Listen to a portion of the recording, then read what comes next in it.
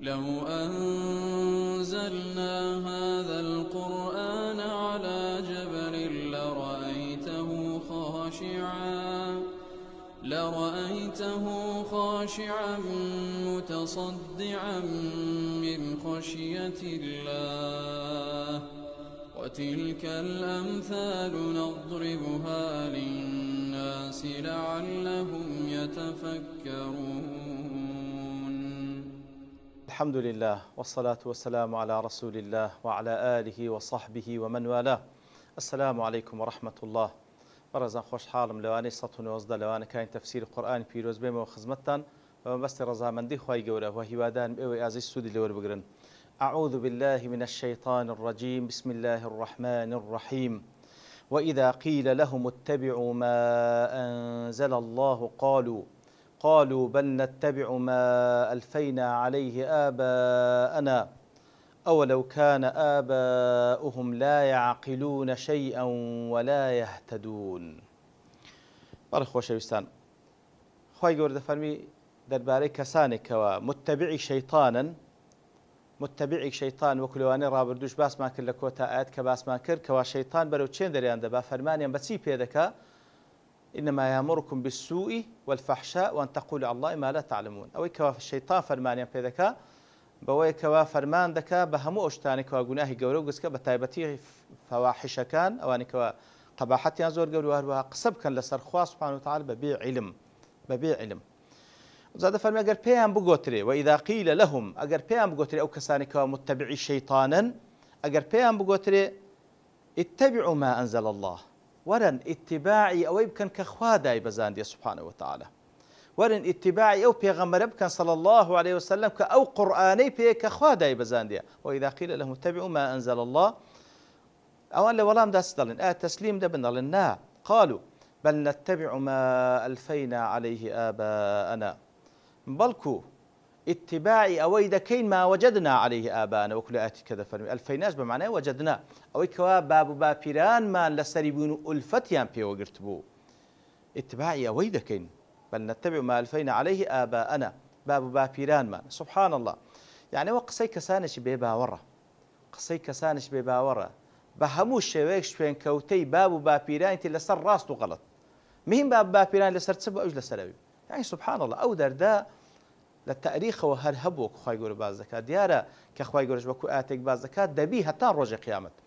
يعني ببيع أو عقلي بكار بين كخوي يقول بي بخشية رجال راستي بين توا بالي بابو بابيران ريزيان هي كسيك تبرع لباب بابيران كا أو الشرع المخالف يكرديا وكو بابن تبرع كل مقصد لو كوا خوينا داتو بالوان وكو نسب بالي هر كسيك كوري بابي خويتي بوشي وي ولو نسبو لو بنماري هاتيا بلا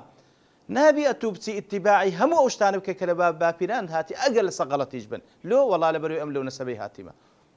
يعني وكو أبو طالب كاتك ولا سرمرقة لقال أوهم دفاعي كلا بيغمبري كر صلى الله عليه وسلم كاتك ولا سرمرقة بيغمبر صلى الله عليه وسلم هم محاولات خوي قال ذكاء بس كلمة توحيد تلفظ بكلا برأوي كسيكا وكو هم مسلمان براستي حسرد لبو أبو طالب ده شيء أوهم دفاعي لبيغمبر كر صلى الله عليه وسلم لسر شير شيجمر يا عما يك كلمة يبغى وكو بيغمبر صلى الله عليه وسلم بيد فرمو كلمة أحاج لك به عند الله يك كلمة توحيد تلفظ بكتاكو بك محجة تاكل بهوي أو حجة وبباري ولا أخوي جورا أوان دي كاش وكو الشيطان لبن سري راوس تابن أبو جهل أبو لهب أوانا دانجو أترغب عن ملة عبد المطلب آدتويل ملة لدين عبد المطلب بابد لا بدي وابو كوتا شد أو أبو كوتي على ملة عبد المطلب خابنا مامده على ملة عبد المطلب لسر ملة دين عبد المطلب مرت خابنا مامده كواتا براسي زور خطرة يعني سرد زاني بابو بابيران شتاني شان هي غلطة لو لسر شتي غلط دروي أدي خواي يقول له عقلي بيمان بخشية كسيق مقلدك وعقلي نبي من دار مقلدي ذاك بابي تلبرو جاري هشتا فهم وتميزين برام كجوربو بالي أصل واشتا جواني كان اللي ورقري برام شتي خراب بابو بابيري شد بي بيوستا دبراي لي بكي لو لير دا خواي يقولك باز لكسان شي كافر دك هذا وانا كبيام قلت وان اتباع ديني خواب كان ضلين بل نتبع ما ألفينا عليه آباءنا اتباعی ئەوەی دەکەین کەوا باپیرانمان لە سەری بوون و ئولفەتیان پێوەگرتیە. أولو كان آباؤهم لا يعقلون شيئا ولا يهتدون. أخلقيناك باب وباپیران وقوتمان رێزیان هەیە، بەڵام معناوە نییە من لە شتخراب بە شوێن ئەوان بکەوم، بەڵکو هەوڵ بدە ئەگەر ماینە ئەوانیش ئەگەر شتی غەڵەتیان هەیە بە ئوسلوبەی ئیبراهیم کە لەگەڵ باب بە ئوسلوبی پێغەمبەر صلی الله علیه وسلم کەوا فێری کردینە، بەڵام نابی لە شتی غەڵەت فەخر و شانازی باپیرت بکەیت، غەڵەت هەر غەڵەتە. خۆی گەورە دەفەرمێ ئەدی ئەگەر باپیرانە هیچ شتێکیان بە عەقڵ نەبووە، لا يعقلون شيئا ولا يهتدون، ڕێگا ڕاستیان نەدیتەوە کە دەفەرمی لا يعقلون مەقسەدی عەقلی ڕوشدە، يعني عقلی ڕوشدیان نەبووە کەوا ڕێگا ڕاست لەخوایان بین لەسەر دینی خوا بڕۆن، لەسەر عەقیدەی تەوحید بڕۆن، شوێن کەوتەی پێغەمبەر بن صلی الله عليه وسلم. کەواتە ئەدی ئەگەر باپیرانیان عەقلی ڕوشدیان نەبوو بی کەوا ڕێگا ڕاست بینەوە و ڕێگای هیدایەتیان نەدیتیتەوە، هەر مصرن لەسەر ئەوە، هەر مصرن لەسەر ئەوە. سبحان الله، يعني شتێکی زۆر عەجیبە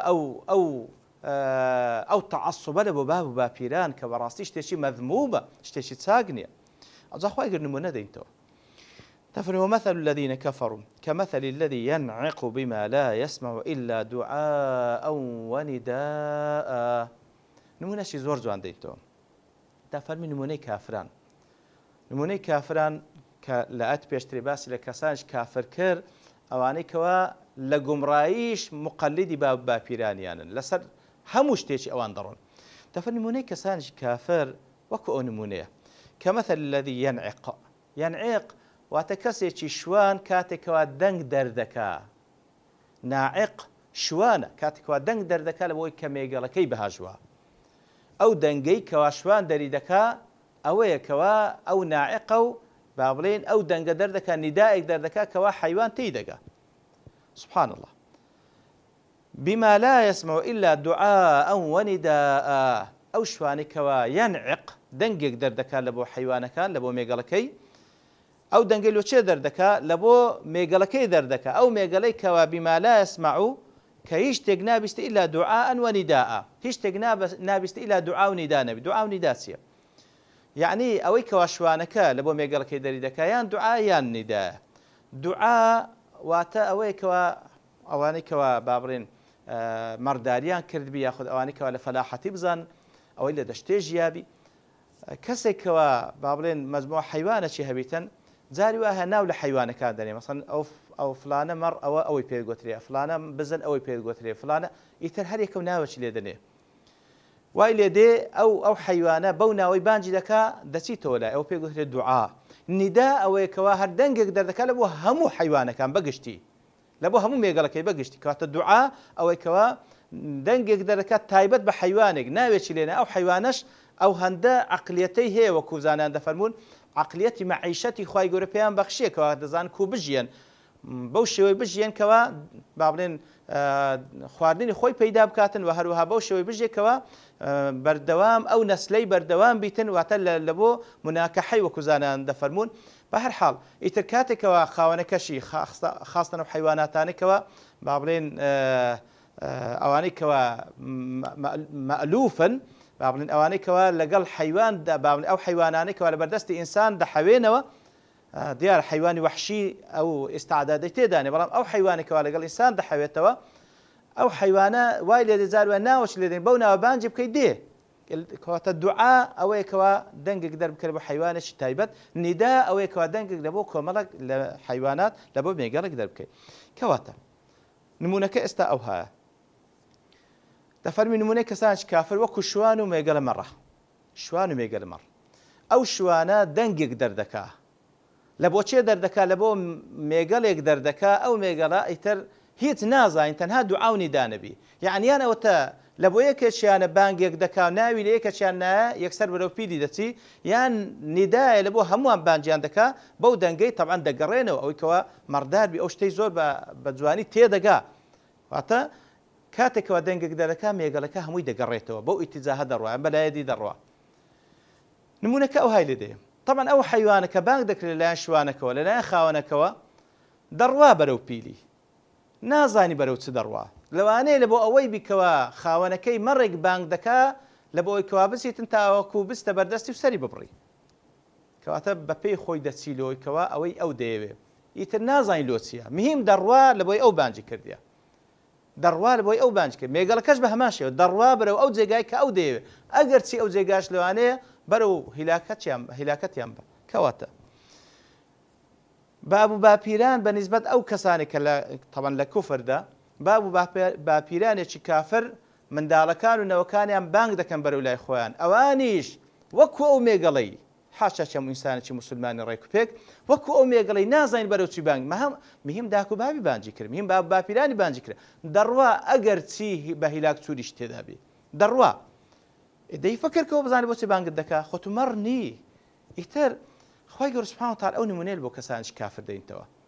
بەو شێوەی ئیتیباعی باب باپیران بەبێ ئەوەی فکرکەن و لۆ چی بانجیان دەکەن ئێوە لۆ جەهەنەم بانگت دەکا لەبەر چی وەڵامی دەدەیەوە ئەو جا دەفەرمی صم بكم عمي فهم لا يعقلون ئیتر ئەوانە کەسانێکن کەسانشی بێ باوەڕ کەڕن دەربارەی حەق کەڕن مادەم گوێیان لە حەق نییە گوێیان لە شتێ دیکە هەیە گوێیان لە شتێ دیکە هەیە بەڵام کە گوێیان لە حەق نییە خۆی گەورە دەفەرمی ئەوانە کەڕن ئەگەر چی گوێژیان لێیە مادەم گوێ لە حەق ڕانەگرن بوکمون ئەوانە لاڵن بەڵێ قسان دەکەن هەموو قسەیەک دەکەن لە بۆ معیشەتی خۆیان بەڵام خۆی گەورە مادەم قسەی حەق بەسەر زمانێدا ئەوانە لاڵن عميون چاویان هەیە بەڵام خۆی گەورە دەفەرمی کۆرن چکە حەق نابینن کەواتە کەسی کافر ئەگەر چی قسەش بکا و جۆشی لێبی و چاویشی بینی خۆی گەورە دەفەرمی ئەوانە کەڕن لاڵن کۆرن لەبەرەوەی بەرامبەر بە حەق ئەوهان بەرامبەر بە حەق ئەوهان ئیتر فعلەن وایە چاوێک حەق نەبینی کۆرەبی ئەو چاوە زمانێک حەقی بەسەردانەیە ئەو زمانە لاڵبی باشترە گوێیەک حەقی گوێ لێ نەبی ئەو گوێیە کەڕبی باشترە وەخوای گەورە دەفەرمی ئەو هایە فهم لا يعقلون ئیتر ئەوانە کەسانێکن عەقلی مەعیشیان نییە واتە عەقلێکیان نییە کەوە طبعا عقلی ئیدراچیان هەیە لەبەر هەندێک مکەلەفن چکە ئەگەر کەسێک عقلی هەر نەبی و شێت بی و مەجنون بی خۆی گەورە تەکلیفی لەسەردانە بەڵام ئەوانە کافرن عقلی مەعیشیان هەیە عقلی ئیدراچیان هەیە بەڵام عقلی ڕشدیان نییە کەوا ڕێگای ڕاست پێ ببینەوە لەوەی خۆی گەورە دەفەرمێ ئەو عەقلەشیان بمەثابەتی من لا يعقل وەکوێکەوە هیچ عەقلیانە شێتیشە ئەو جا لە دوای ئەوە خۆی گەورە سوبحانەهو وتعالە دەفەرمێ یا ئەیها الذین آمنوا ئەی کۆمەڵی باوەڕداران كلوا من طيبات ما رزقناكم واشكروا لله إن كنتم إياه تعبدون أي كومري باورداران وەکو سەجارش باسمان کە خی گەورە سوبحانەهو وتعالە بە یا ئەیها الذین ئامنوا بانگمان دەکا دیارە جێبەجێکردنی ئەو فەرمانی کە لە دوای یا ئەیها الذین ئامنوا هاتیە ئەوە لە ضمنی ئەوەیەکەوە لە پێداویستەکانی ئیمانە و لە قەدەر ئیمانەکەش جێبەجێ دەکەی دیارە هەموو یا ئەیها الذین ئامنوا خێرێکە خی گەورە ڕێت نیشاندا یاخۆ شەڕێکە خی گەورە لێت قەدەغە دەکا یا ئەیها الذین ئامنوا كلوا من طيبات ما رزقناكم لە طیباتی ئەو ڕزقەی کە پێتانمان بەخشە بیخۆن لە طیبات واتە وەکو هەندێک لە زان دەفەرمێن واتە لە ڕزقە حەلالەکە بخۆن کە پێتانمان بەخشیە طیبات وەکو دەشفەرموون بە مانای ڕزقی حەلال دێ و بە مانای ئەوەش دێکەوە ما طاب لەکم ئەوەی کە پێتان خۆشە پرتەقال حەلالە بەڵام بە طەبیعات لەو فەرزنە فلانە کەس پێی خۆش نیە با نەخوا چ مشکلێ ئیتر ئەو شتانە بخۆن کە حەلالە و پێت خۆشە حەلالە پێت خۆشە طبعا لێرە بە سیغەی ئەمر هاتیە بەڵام وەکو زانان دەفەرموون لە بۆ ئیباحەیە یعنی ئیلا لە حاڵەتێک خواردن دەبێتە واجب مەگەر کەسێک ئیمتناع بکە و ئیزراب بکە لە خوان هەتا دەمری لەو حاڵەتەی خواردن لە حەقی وی ئەوەیە واجبە دەبی بخوا نەوەک خۆی بە نەخواردن ئینتحار بکە کاتە واجبە بخوا تاوکە لە مردن خۆی بپارێزیتن ئیتر بە ئەسڵ خواردن ئیباحەیە ئەگەر بە نیەتی ڕەزامەندی خی گەورە بەو نیەتەی نان بخۆی ئەو بخۆیەوە کە ئەو توانایەت پێ بەخشی ئەو نان خواردنە تاوکو عیبادەت خی گەورە بکەی خواردنەکەشت دەبتە عیبادەت كلوا من طيبات ما رزقناكم ئەو ڕزقەش ڕزقی خوایە خوا پێی بەخشی واشكروا لله ئەسە شکرانەی خوای پێ بکەن بە ئیخلاسەوە واشكروا لله نافرم واشكروا الله واشكروا لله ئەو لامە لە بۆ اختصاصە هەموو شکرانتان لە بۆ خواوێ بەڵێ فلانە کەس بوویتە سەبەبەکەوە ئەو ڕزقت پێ بەخشرایە لە لای فلانە کەسیش دەکەی کەسێک بە خێر و سەدەقە دایەت و ئیتر بە هەر نەوعێک بی ئەسڵی نعمەتەکەی لای خۆیان سبحانه وتعالى سوپاسی ئەو کەسە بکە کە یارمەتی دای بەڵێ من لەم یشکری ناسە لەم یشکری لا وەکو پێغەمبەر صلی الله علیه و سلم دەفەرمی ئەوە شکرانەی خەڵچینەکە سوپاسی خەڵچینەکە بێنمەکبی ئەوە شکری خواش ناکە بەڵام بزانە ئەو سەبەبێکە خوا موفەقی کردێ لە بۆی کەوا ببتە سەبەب ئەو سەبەبێکە خوا موفەقی کردێ کە ببتە سەبەب بەڵێ سوپاسی ئەو بکە و ئەو جا شکرانەت لە بۆ خوابی بەدڵ بە زمان بە عەمەلیش وەکو پێغەمبەر صلی الله علیه و سلم لە حەدیثێکدا دەفەرمی إن الله أمر المؤمنين بما أمر به المرسلين خواهي يقول فرمان بإيمان داران كردية بوي كوا فرمان ببيغمبران كردية لسورة المؤمنين خواهي يقول فرمان يا أيها الرسل كلوا من طيبات ما رزقناكم واعبدوا الله خواهي يقول سبحانه وتعالى دفرمي بخون أو عبادتي خواهي يقول رزبكن كواتا لخواردني حلال بخون بإيمان داران دفرمي كلوا من طيبات ما رزقناكم واشكروا لله كواتا لە خواردنی حلال بخۆ شکرانەی خوای گەورە پێ بکە لێ شکرانە عینی مقابل بەوەی عیبادەتە بالضبط لە سوورەتی مؤمنون لەبەرەوەی پێغەمبەر صلی الله علیه و سلم فەرمووی ئەوەی کەوا لە بۆ پێغەمبەرانە هەر هەمان شت لە بۆ ئیماندارانش خوای گەورە ئەمری کردیە لە ڕزقی حلال بخۆ عیبادەتی خوای گەورە بکە کەواتە شکرانەی خوای گەورە بەو ڕزقی کەوا پێتی بەخشێ پڕ بەدڵ بە زمان و هەروە ئەو خواردنەی کە دەیخۆی شکرانەی خوای گەورە پێ بکە بەوەی کەوا ئەو تااقەتەی کە پێت دەبەخشی لە تاعاتی خوای گەورە سەرفی بکەوە إن كنتم إياه تعبدون كواتا شرط عبادة أوي أجر أنجو تواو أوي دا برستن شكران هل بوي بكن وكو قتمان سباسي خلشيش بكا بلان بزانة هر خواي أو كساشي موفق كري كبوي تسبب لبوي كوا أو رزقة بيب بخشي إيتر رزق حلال شكران وعبادتي خواي يقول بتاكو تانية وبيتسوانا كشي رزقي حرام زور زحمة عبادتي لدوا دابي عملي صالح لدوا دابي لو آقادار بين حتى لدعاء كردن بيان صلى الله عليه وسلم دفرمي أطب مطعمك تكن مستجاب الدعاء رزق حلال بي دعاء قبول دبي رزق حلال بدا من دالكت أو ذات توزيه بك رجاي أويلي بك كوا فعلا عملي شي صالح بي بلان برزق حرام زحمة عملي صالح لي باشكي خوا فنا ممدا يتر لخواي يقول دبارين لو كسانا بين كوا خواي گەورە لە ڕزقی حەلالی خۆی پێمان ببەخشی وامان لێ بکە کە هەوڵ بدەین لە بۆ پەیداکردنی ڕزقی حەلال و لە ڕزقی و بەرەکەتی خۆی پێمان ببەخشی وامان لێ بکە کەوا شکرانەی خوای گەورە بکەین ئەو ڕزقە بیکەینە عەمەلی صالح لە پێناوی خوای گەورە عیبادەتی پێ ئەنجام بدەین وصلى الله وسلم على نبينا محمد وعلى آله وصحبه أجمعين وآخر دعوانا أن الحمد لله رب العالمين لو أنزلنا هذا القرآن على جبل لرأيته خاشعا متصدعا من خشية الله وتلك الأمثال نضربها للناس لعلهم يتفكرون